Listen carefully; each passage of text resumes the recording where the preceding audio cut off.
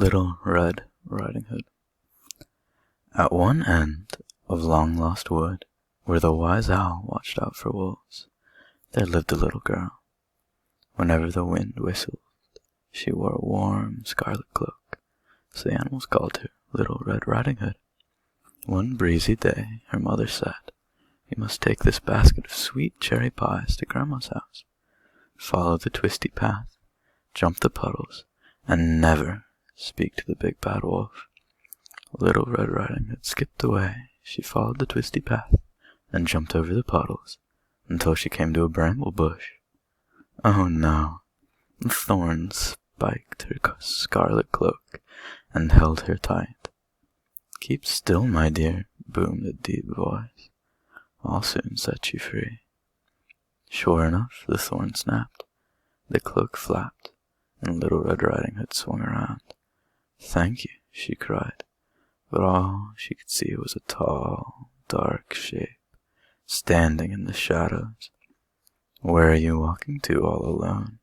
it asked in its deep, booming voice. Little Red Riding Hood thought she caught a glimmer of big eyes and sharp teeth. "To Grandma's house," answered Little Red Riding Hood nervously.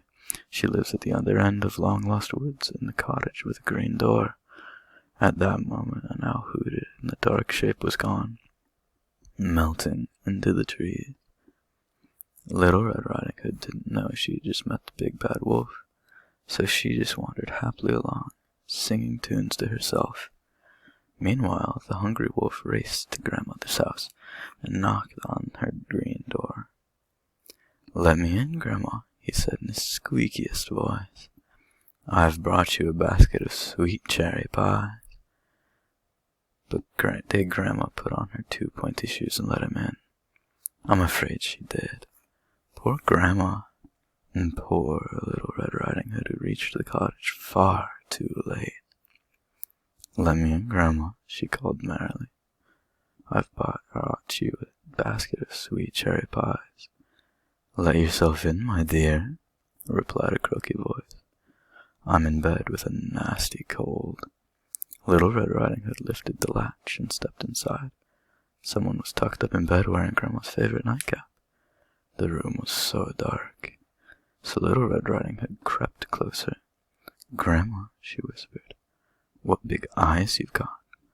"All the better to see you with," said the voice.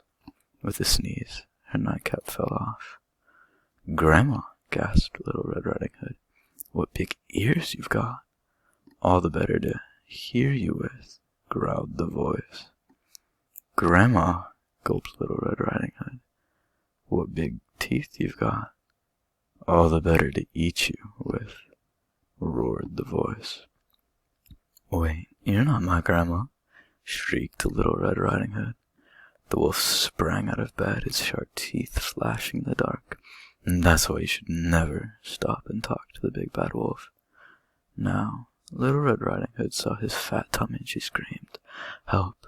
The big bad wolf is eating my grandma and he wants to eat me too." Luckily, the wise owl had already sent for the Storyland vets.